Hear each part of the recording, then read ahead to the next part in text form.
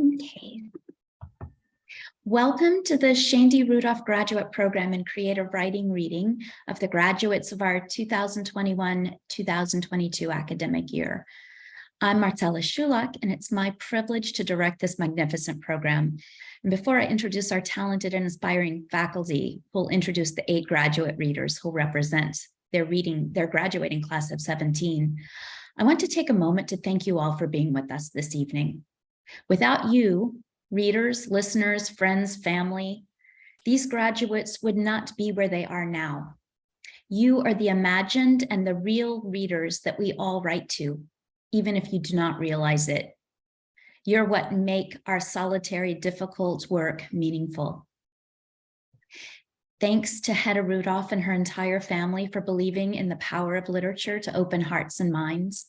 We're proud to have been entrusted to carry the memory of Shaindy into the future, where her spirit continues to guide us. And I want to thank you, Dean Daniela Duick, for your support. We're honored by your presence tonight. It really means much to us. Our faculty include Professor Evan Fellenberg.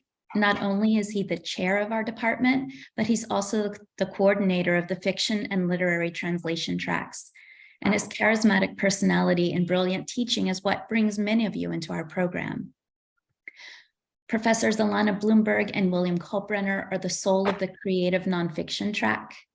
Their own work in life writing and Torah studies expand the horizons of our students' search for meaning and connection in their own work. We're blessed with our outstanding visiting professors who teach in the program this year and every year. So Ayelet Zabari came to us 2 years ago, and we've had a wait list for her prose workshop ever since. We're so glad she's back with us this fall. Yael HaKohen taught poetry workshop this past spring and already directed a graduate thesis. Jane Medved will teach poetry workshop next year for the 2nd time. We're aware that her private workshops have inspired many poets to join our program. Thank you for tuning in, Jane. Dalia Rosenfeld and Lazar Simkis have taught fiction and prose, and they continue to mentor our graduate students with patience and care. And finally, we must acknowledge Professor Emeritus Michael Kramer, whose William Solomon Jewish Arts Seminar helps our students see their work in relationship to the long conversation of great minds that began before we were born and that, God willing, will continue after we've departed from this earth. Now, without further ado, I'll turn this over to Professor Kolbrenner, who'll introduce our first reader. Thank you, Marcella. And it's so good to see everybody this evening. It's great to see a bunch of writers together. And thank you so much, Marcella, for really making this evening possible. I do have to confess, I just came in from a 2.5-hour drive home from Bar Ilan, so I'm just getting a little acclimated. So thank you. And I really want to start and introduce Leah Berstein. I have 3 wonderful students. And we have Leah Berstein seems to have some cheerleaders out there, right? You can turn the sound on to cheer for Leah. She was raised in Belgium and Maryland. Leah's got this amazing, amazing past. And one of the great things about her writing is that she's able to really integrate all the different experiences that she's had in so many different places. Her writing is about home and exile and history. She has such a distinctive voice, really, and she's going to read a little bit for us tonight. She describes her own work as writing about family, loss, and faith. I mean, that is a very, very important part of her work, that her travels take her through loss and also through really beautiful and non-sentimental assertions of faith. Leah. Thank you, Professor Kolbrenner. Thank you, Marcella.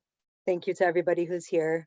I'm going to start off in just a second. I'm going to pull up my piece, which I originally wrote for a Bar Ilan essay contest and ended up adding it into my thesis almost at the last minute.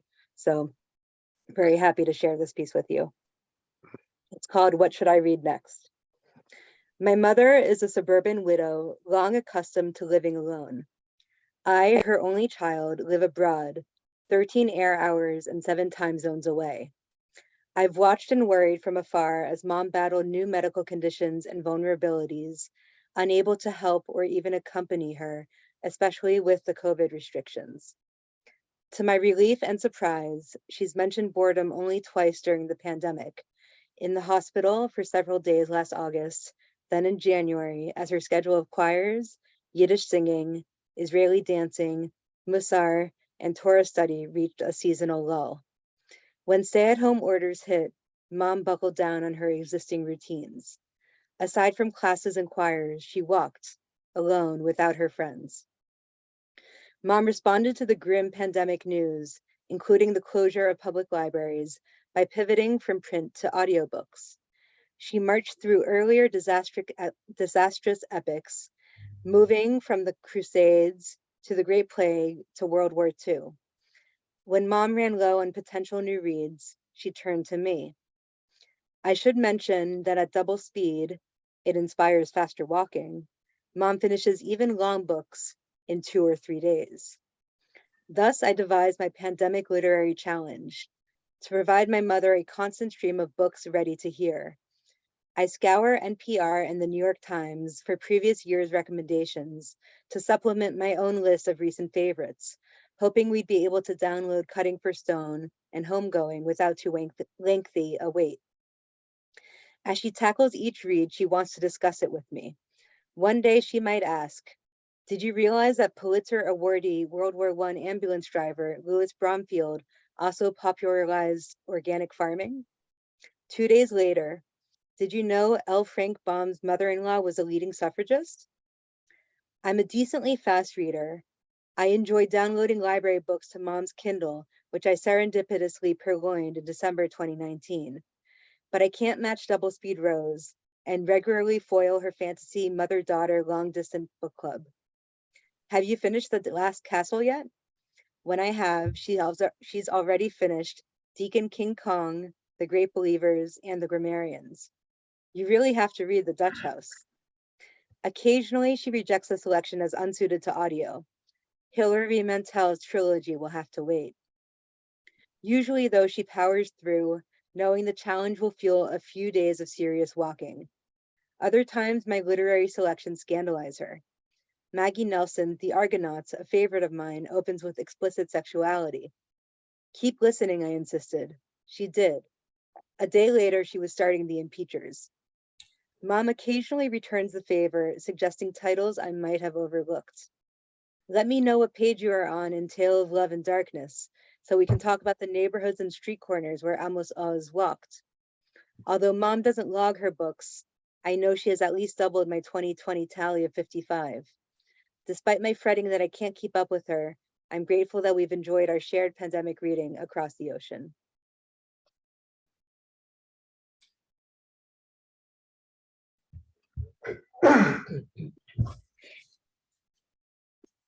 Thank you, Anna Leah.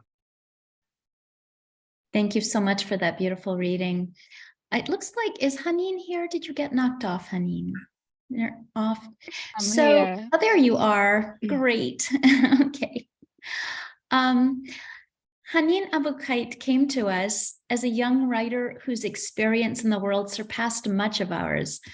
She writes of being an Arab Israeli in Israel, speaking Arabic, English, Hebrew. She writes of her own difficult growing up, her own struggles and successes. She writes a teaching in Lod, and she has just been such an inspiration to all of us. And I have to say that I'm really impressed with the strides that you've made and the gorgeous thesis that you produced. So it was a real pleasure working with you. Thank you so much for your kind words. I'll be reading 2 poems, the ones that I have on my pieces. The first one I never read before, so I'll start with that. I wrote this poem a year and a half ago, after a shooting incident happened in my hometown. So let me start. This is how to get killed. Get married before you hit 20 to a handsome, conservative young man who won't let you shake your male cousin's hand in a family gathering because he's jealous.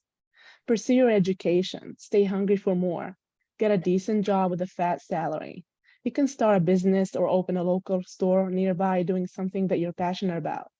Keep growing, quest for independence. Be noticeable, always look your best. Take good care of yourself. Work out and tone that beautiful body of yours. Wear your favorite mini dress, put on some makeup, untie your hair, never go unnoticed. Shine on the outside and within. Strengthen your social connections. Go outside with your friends once or twice a week on the weekends. Have other acquaintances outside your marriage. Rely on yourself, be independent, trust yourself, your decisions and sense of judgment. Don't be afraid to say what you feel and think. You have an opinion, voice it. Whenever you decide to leave the house, you don't have to notify anyone. You're a grown woman. Ask him for help around the house with the chores. You will end up with none, but it's surely a great recipe for disaster. Once a week, stay out late whenever you're with friends or family. Try to make it home around 10 p.m. Call the police if he puts his hands on you. The police will do nothing. They will not guarantee your safety, but I assure he will make sure that you shall never cross that doorstep again on 2 feet. That was the first one. The second, called First Day Work in Lod. I vividly recall the first day I stepped foot into Rashidiyah to teach in Lod. My father's words, listen to what I say, stay away from Lod. I enter the front gate, contemplate my stay, but the 45-minute drive keeps me in school. Sorry for the delay, I mutter. It's okay, dear, welcome to Lod.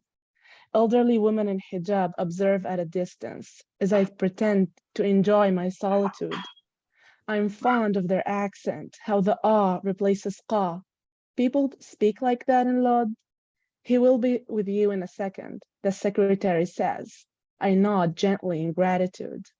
My eyes are pinned on the pupils' faces. When did security escape Lod?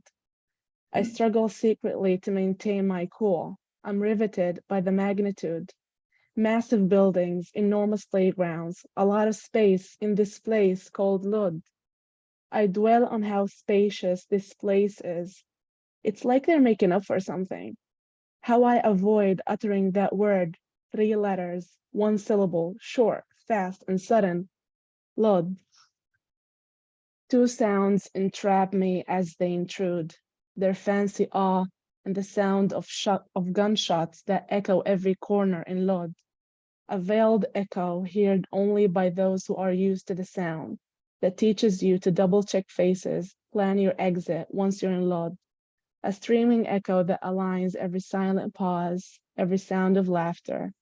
Here, fear looks different. No space can erase the darkness witnessed in Lod. Thank you.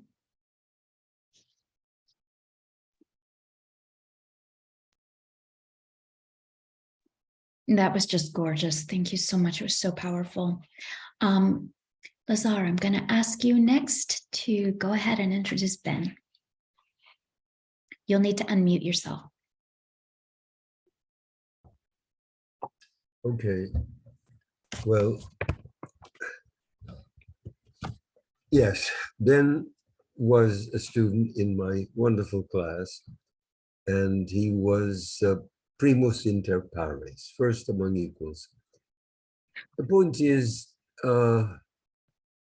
disclosure is what I recommended for him in his writing. And so I'm afraid I'm going to wait and see what he discloses. Go ahead, Ben. Thanks, Lazar.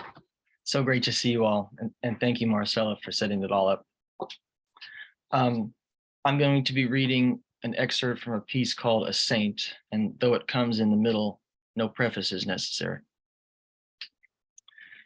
Yusuf held a tray of 3 champagne flutes, which he balanced effortlessly on one hand, distributing them before we'd even passed the threshold.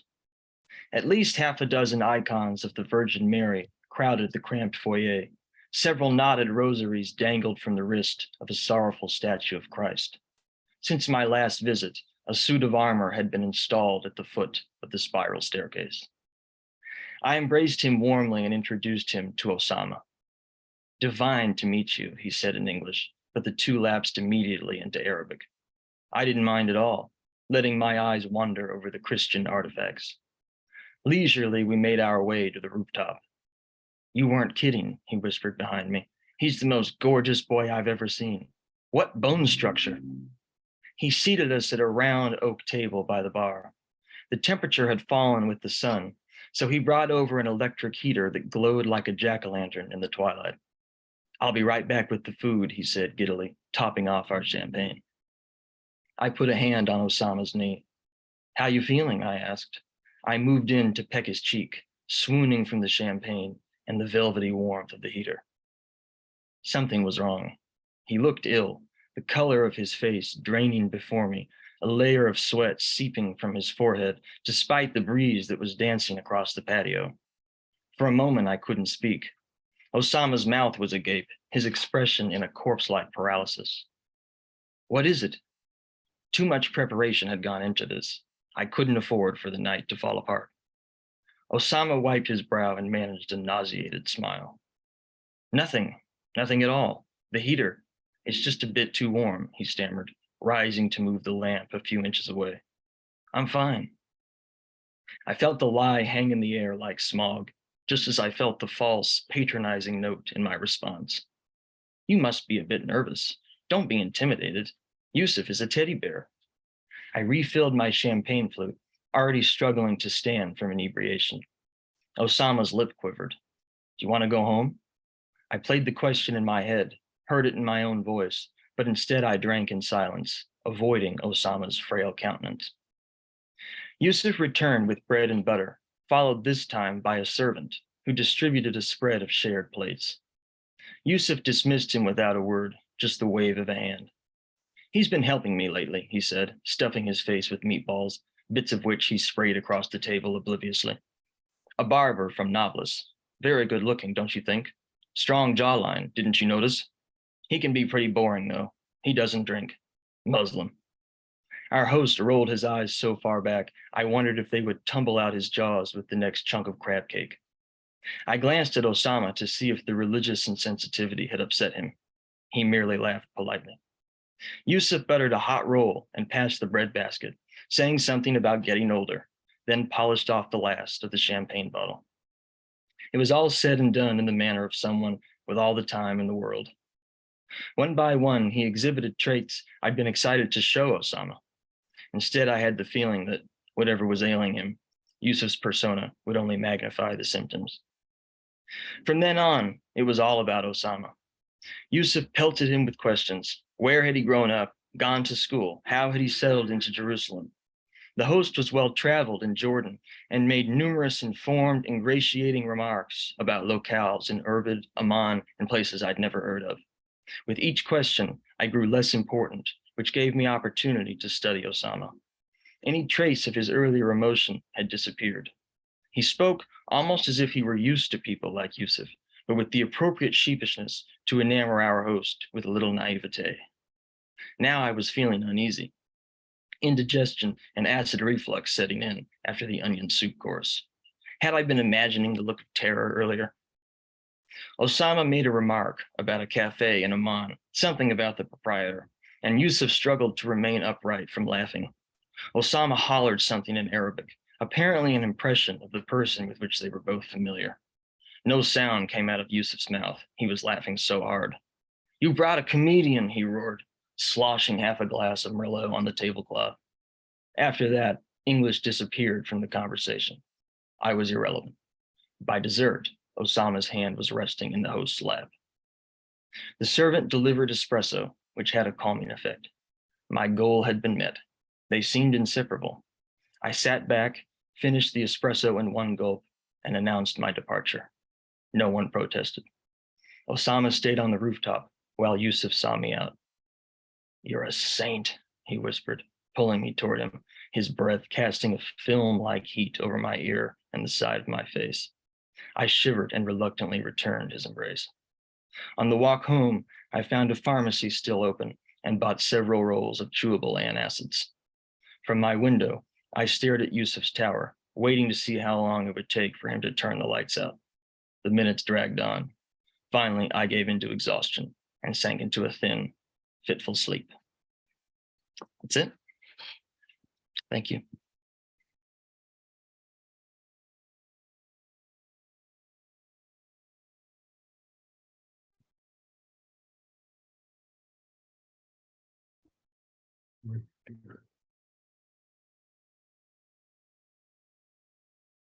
Thanks so much. Bill, you're on. Okay, that was great. I love hearing your work, Ben. Thanks for that. I just also wanted to take the opportunity of just really celebrating the program and just hearing so many different voices from so many different demographics, from so many places in Israel and from so many places around the world. And really just the way this program has become a kind of microcosm of our department, which is not only tolerant, but accepting and respectful. And we really just have to thank the people who are here, Evan and Marcella, for continuing that legacy. Now I want to introduce Kiley. Kiley, I think you were in my CNF workshop twice, actually. And I remember the first time, there's things about CNF, the first thing you have to do is kind of find your voice or find the rawness, and then you have to craft it.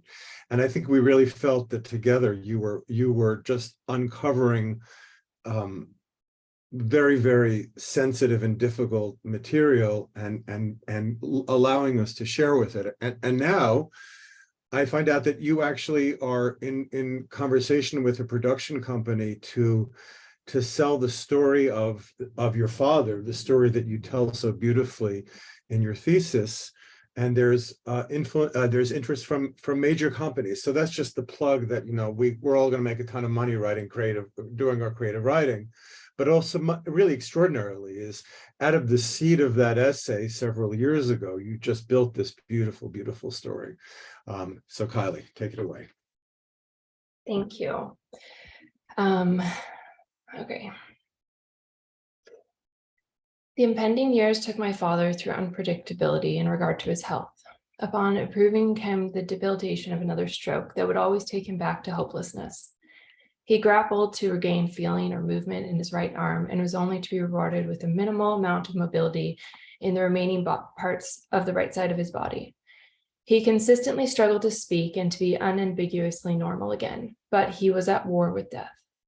I studied him as his eyes shifted back and forth in what resembled a cry for help as he attempted to move the words from his brain to his mouth unsuccessfully, resulting in muffled sounds and an even more worried look sinking in his eyes.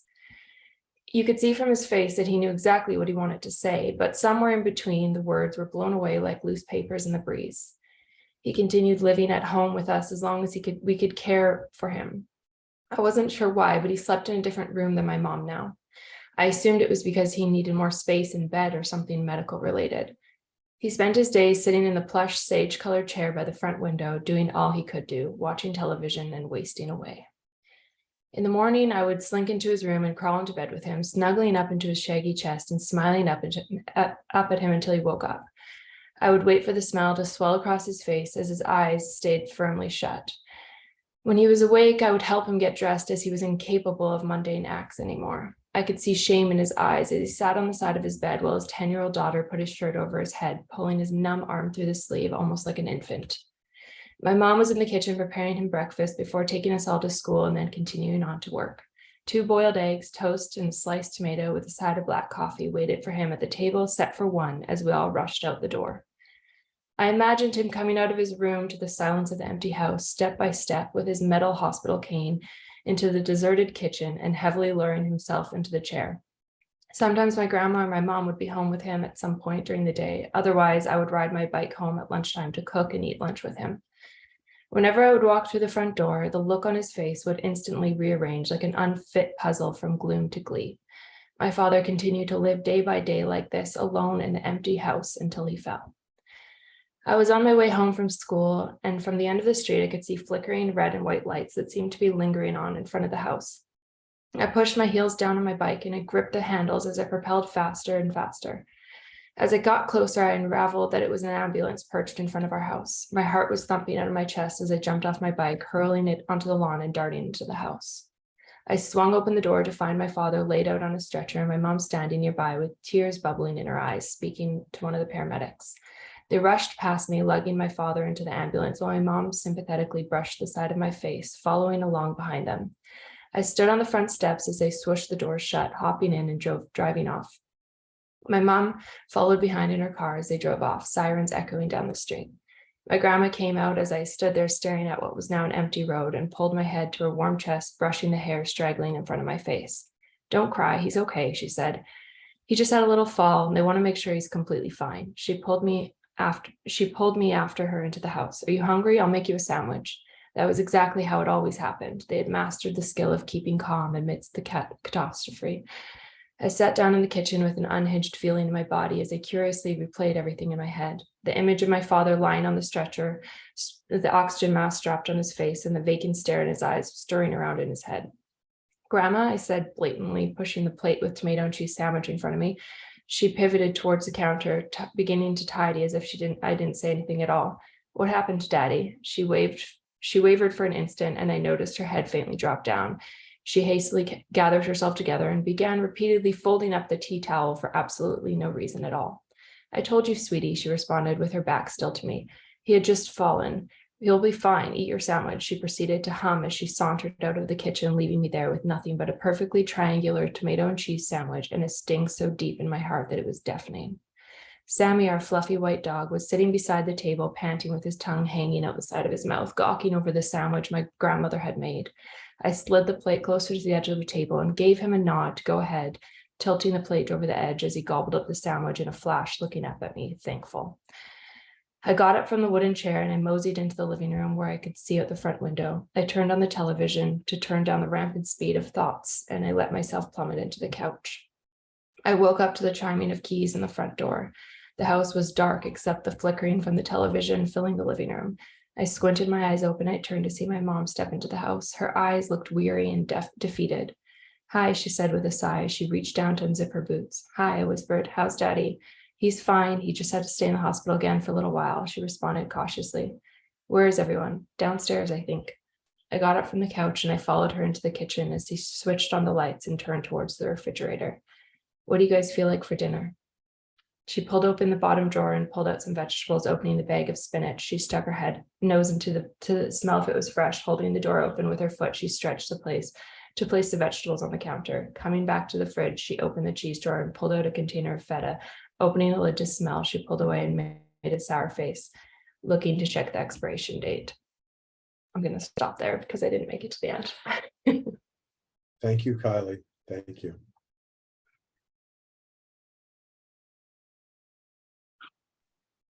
Next, Yael HaKohen will introduce Fady. Thank you so much, Kiley. The persistence of the quotidian is so powerful. Yeah. I agree. So hello, everyone. I'll introduce Fady Zaky. Fady Zaky is an incredibly unique writer who plays with very specific kinds of soundscapes, rhythms, and syncopations made popular first in hip-hop music. And he uses those to grapple with his historical background and his familial traumas from living within the junction as a co-op to Native Egyptian, a Middle Eastern, a Mediterranean, an African, and Asian Afro man. And all these kind of fragments become poems in Fady's work, making up such a broken and gorgeous whole. And I'm so happy he'll read for us. Thank you all. Thank you, faculty, academic members, colleagues, and readers. As my thesis title, this fragment, so it was hard to choose which poems that I would introduce. So I picked three poems. I start with the first one. It's called At Dawn. You are waiting at dawn for me to get ready. You are taking me to the beach before the blazing sun could mark my skin. Our quality time cannot be ruined by anything, or this was my way of thinking, because at your bed there was an angel waiting at dawn. So the second one is called 1980. Once upon a time, on a summer day in 1980. In a tiny country, a boy not from this land is living in a house which is far away from home. He's sitting in his living room watching with his little sister a cartoon transmitted from a gigantic box. Both are laughing back at the screen of the TV. Does he know it will be the last time they would have such joy? As he is suddenly altered by a dreadful scream coming from the master bedroom, his neck and eyes turn to the source. His father is laying down dying, screaming without a sound. The sound is coming from his mother, looking at his father, not knowing what to do. On this day, 4 lives perished, not only one. And moving from the real and spiritual to the mythology and mystical, this is an ode to Capricornus. Magnificence amongst the constellation Capra stars, they say you represent both light and dark. Amalithea protecting Zeus from vicious Kronos. Pan of nature, shepherds flocks of the god of the wild. A pious or a licorice god, turning your beloved Cernix into a flute from the reed her sisters metamorphosed. How do you play your music and echo when echo was torn to pieces and spread all over earth? Poetic justice had to reclaim your deeds. You pay. A divine voice hailed a sailor across the salt water. Thamus, are you there? When you reach Palodus, take care to proclaim that the great god Pan is dead. From Acmeme, your sign glows in the darkness within me, resting as the city of the pyramids, burning to ashes on the night of Pan. You are both blessed and cursed. Your particles flow through my sight. I wear you, O my skin garment. You are who I am. Thank you.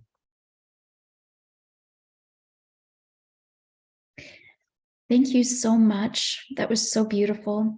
I want to encourage all of you readers to look in the comments because you're getting a lot of love there. And I want to thank you all for keeping it to 5.5 minutes. I know that's pretty draconian and you're all doing an amazing job. Next, Dahlia Rosenfeld will introduce Merav. Hello, everybody. Happy to be here with you and thank you for organizing this, everybody, Marcella and Evan and everybody. I don't know what excerpt Merav is planning to read tonight, but I do know that what's sure to come through is Merav's strong command of voice, which for me was the most compelling part of working together and the process of the mentoring, and I hope also for Merav, because this narrator is, like all of us, full of contradictions, and the challenge was expressing these contradictions in a way that would form a complex character and one who feels grounded in reality rather than uprooted and rootless. And some of those contradictions are loving and hating a husband in the wake of a betrayal, alternating between self-restraint and emotional outbursts, living in a tiny cramped apartment while feeling boundlessly expansive, and taking actions that on the surface appear as revenge, but which ultimately lead to self-discovery and empowerment and the possibility of reconciliation and new love. And I could go on, but let's hear from Merav, and I'm sure this strong command of voice will come through in the excerpt.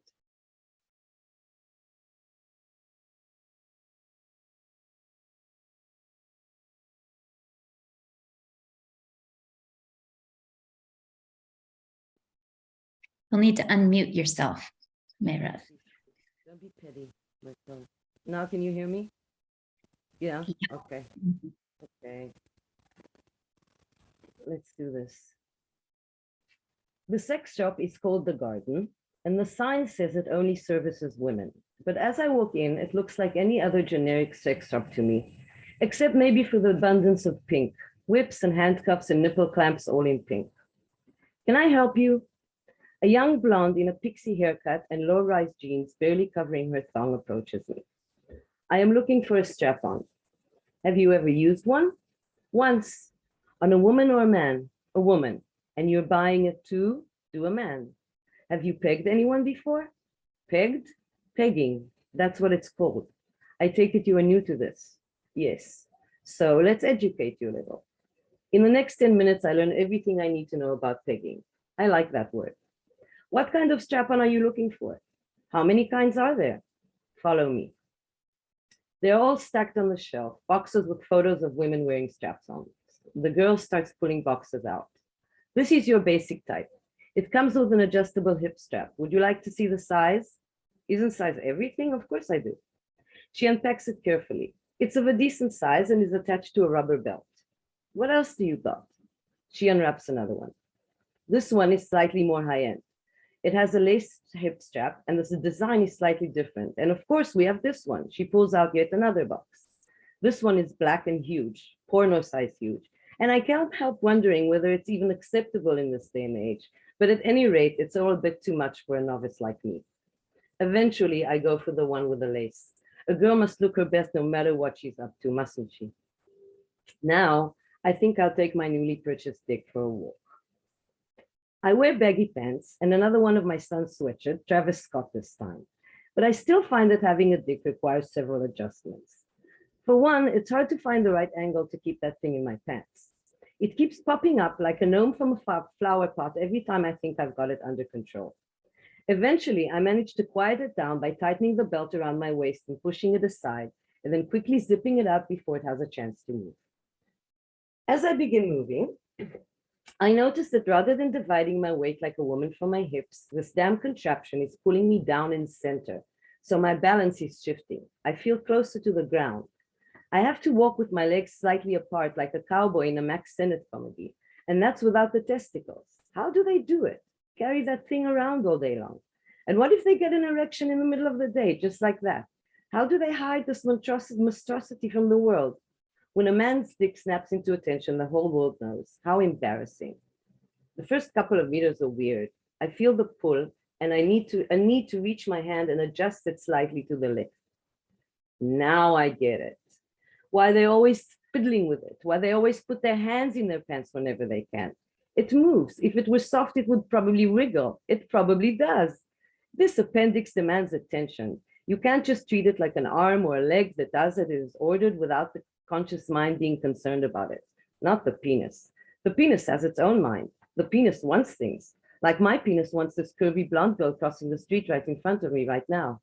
The penis does not know delay satisfaction. The penis needs it now. I keep walking down the street and I swear I can feel my penis sear every time I see a hot girl walks by, and there's so many of them in TLV, or a hot guy walks by. There's so many of those too. I'm starting to enjoy this.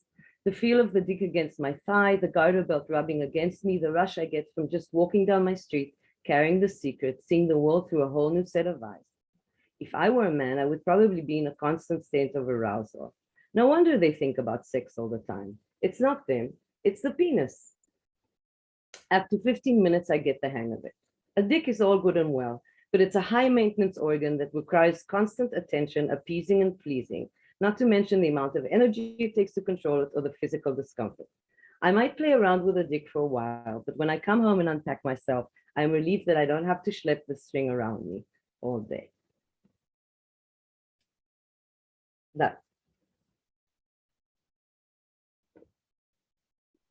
That's hilarious. I remember, I laugh every time I read that part. Thanks so much for the joy. Thank you. Bill, you're okay. Bill, would you like to introduce Marissa? I was in the middle of doing so, but now I've unmuted myself. So I want Marissa, I don't know if I can tell other people about this, but Marissa was a fiction reject. So she decided to do creative nonfiction. To all of our delight, Marissa's got a really great and just quotidian funny voice. I mean, she's really developing a kind of quotidian edge that you see in David Sedaris. I mean, that's what I think of when I read Melissa's work. And she also, like Sedaris, is not only dealing with the humorous, but through the humor, she deals with a whole range of different kinds of emotions, love and mourning and separation. So Marissa, you have certainly distinguished your voice, and we look forward to hearing from you now. Great, thank you. So I'm going to read a piece. I can pull it up. It's called Lost and Found. And this is really where I test the boundaries of nonfiction and get a little bit inspired by fiction. So here we go. Lost and Found. I can imagine my dad, Ron, 21 and a half years young. It's late May in 1979, and he'd just returned home to his parents' apartment in Forest Hills after graduating from Binghamton. His mousy brown afro was nearly as full as his dreams. As he refolded the clothes in his bags, his eyes wandered out the window of his childhood bedroom. Here and there, his mother Eve would pop her head in the doorway to check in. How's it going? Can I get you something? You need help? Eve Bacharach was once Eva Steinberg. She'd grown up in Cologne, Germany, and when she and her family fled Germany during the Holocaust, she came to America shedding much of who she was. Eve's father gave a trusted friend all of their family savings to hold for them until they arrived in the States. But when they arrived, he and their money was nowhere to be found. She changed her name, one she would no longer share with Hitler's wife, and she'd no longer speak the language of the country that slaughtered her people. She later met her husband, Ernie, who had also come from Cologne. His family had money. When he was a young boy, his parents sent him to England to attend a Catholic boarding school, and they too eventually escaped Germany to join him and travel to the States together afterwards. Ernie and Eve had entirely rebuilt their lives. So when Ron called Eve just a few months before his college graduation, hysterical that he knocked up a classmate, Eve refused to allow him to ruin the life for which she and her husband had sacrificed everything. Warm and loving, she was also strong. Her husband, Ernie, was stern and stubborn. This blend of traits Ron unquestionably inherited. Listen, Ronnie, she'd console him and begin to lower her voice. One day you will make a great father, the best. You're about to finish college and you have law school ahead of you. Now is not the time to have a child. You're not even married. It's a boy. He's due in May. Maybe I'll stay just until he's born. Then I'll come home. Hold on, she'd interrupt. She'd hang up, softly tiptoe upstairs in her loafers to one of her children's empty bedrooms. Once clear of her husband, she'd lift the phone to her ear and redial his number. Mom, Ron asked, you will come home right after graduation. Do you hear me? You will pack up your things for law school and head to California. Her tone became more piercing than before. And this, she continued, is between you and me. Shortly after, they'd end the call, and Ron would do as his mother said. And now, on this beautiful spring day in May, Ron could barely speak. His eyes welled up with tears, streaking the old buildings of Queens with the baby blue tones of the sky. He tried to consider which clothes to pack for California, but he was lost in thought, wondering if the stork had made its long-awaited delivery. Donna, the baby's mother, chose the name Matthew. Ron liked the name Matthew. He had a few good childhood friends named Matthew. He'd be Matthew Gladle. Ron wondered if the child would have Donna's straight auburn hair or have his curlicues.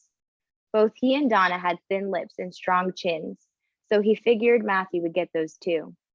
Ron didn't have height in his favor, so he hoped for the boy that he'd get some height from another relative. As the weeks passed, he was able to look forward to what was ahead of him. He'd go to Golden State University of Law in San Francisco and make a fresh start, away from Donna and Matthew and the secret he shared with his mother. However, things might have gone a bit differently. Against his mother's instructions, Ron could have stayed in Binghamton for the birth on May 22nd. He'd spend the following days with Donna and baby Matthew, cherishing every rub, bath, and even diaper change. Ron would fumble with his hands, trying to gently hold his newborn. He'd hold Matthew near the window, admiring the baby's face in the natural light. He couldn't be sure, but he thought the baby had Donna's eyes and nose. He hoped he'd see his son again to see which pieces of this human puzzle came from his DNA. Exhausted, he'd eventually answer his mother's calls and agree to her pleas for him to come home.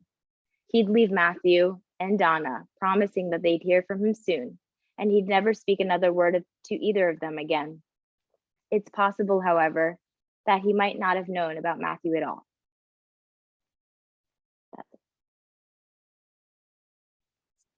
Thank you, Marissa. It's heart-wrenching. Thank you. Thank you again, all of you who have read and shared your work. Thank you for the advisors, the mentors, the teachers, all of you here who've guided these students and helped them create and find their voices. Thank you for listening. Ilana Bloomberg is now going to introduce Hannah, our final reader. Hi, can you hear me? I'm on. Yes, great. Okay, so I'm really delighted to introduce Hannah. She chose to write about something that is so broad that it would be almost impossible for most writers to take up. The question of how we define home, how we find a place that we can call our own, and what it means to be nostalgic for the places we've missed, but at the same time, somehow nostalgic for the place we're in. Hannah has a wonderful capacity for research and for thinking and for analysis. And one of the things that she did really beautifully in her thesis was be able to combine that intellectual strength with a poetic approach, finding the details that would allow her to root the question of home, this great abstract question, in the immediate and in the particular. One of the things that jumps to mind for me is, taking a subject as enormous as what it means to move to Israel, what it means to immigrate across the world, and somehow locating that in the challenges of bringing your dog with you. Something like that brings it all home. And, whether it's the songs that a person is raised on, a special place on the staircase that felt like their home to them, or, the challenges of traveling with an animal who can tell you a little bit about your own challenges in relocation. Hannah was able to take these very large and abstract ideas and root them in ways that are really memorable. So I'm really delighted to introduce her to read to us this evening. Thank you.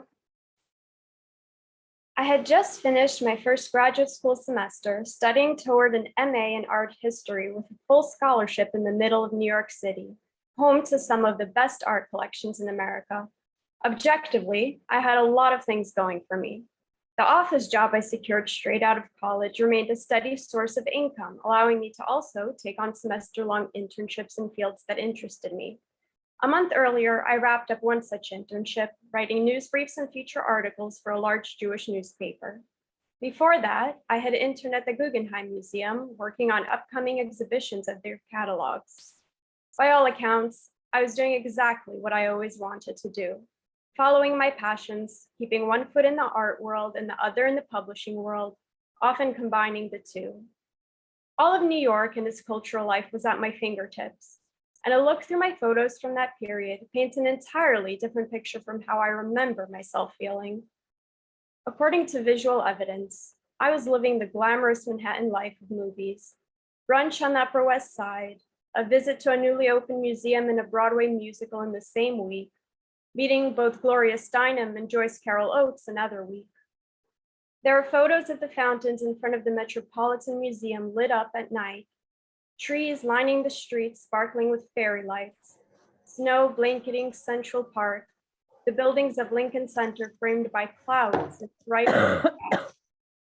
That January alone, I had gone to at least 5 museums across the city, seeing every new exhibition listed in a spreadsheet dedicated to organizing my cultural life.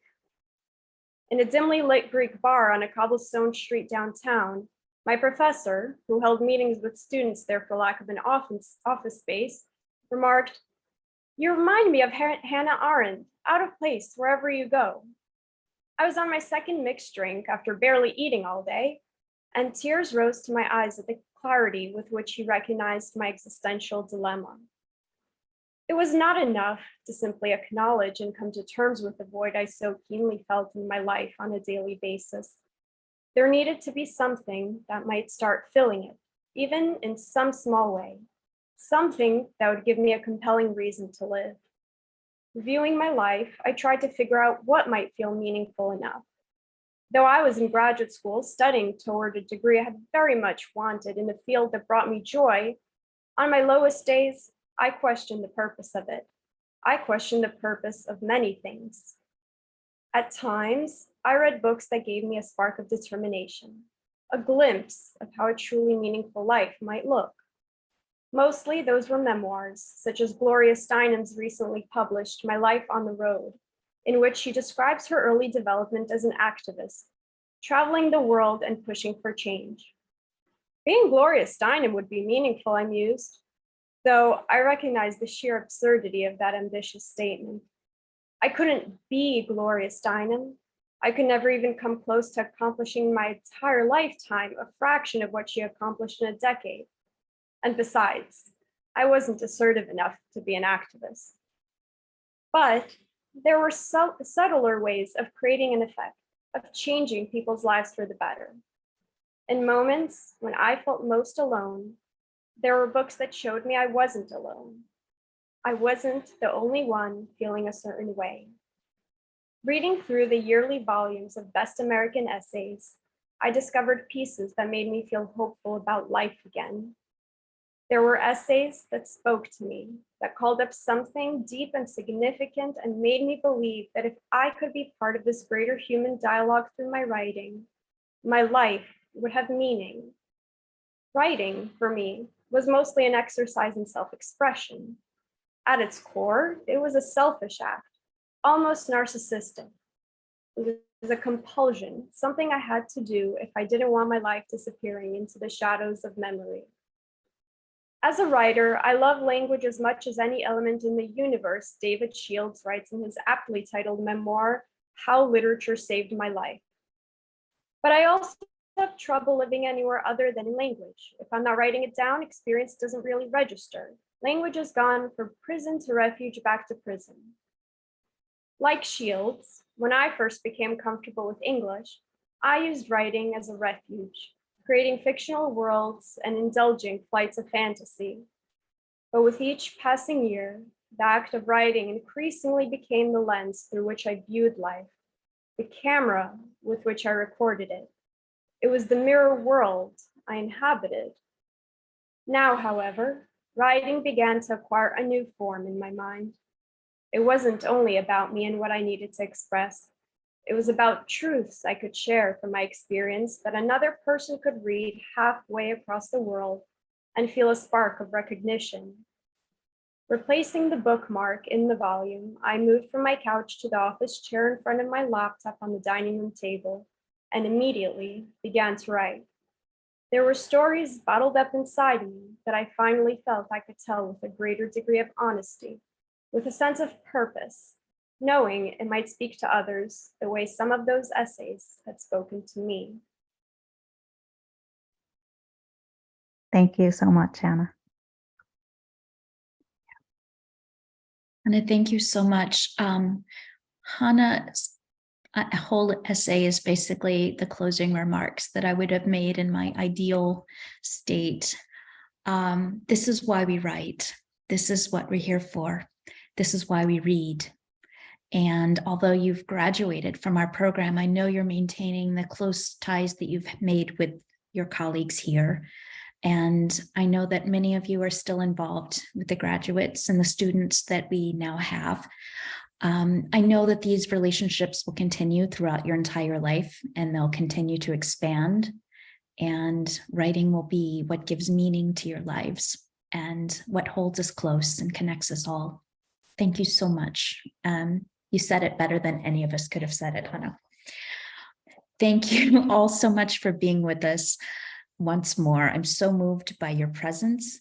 And if you know of anyone who would be interested in joining our program, we have opened admissions right now. And so we're starting to read in the internal first process with Slide Room. So please send them our way. We'd be happy to talk to them and encourage them to join. Thanks again. Have a beautiful night and a wonderful 2023. Okay.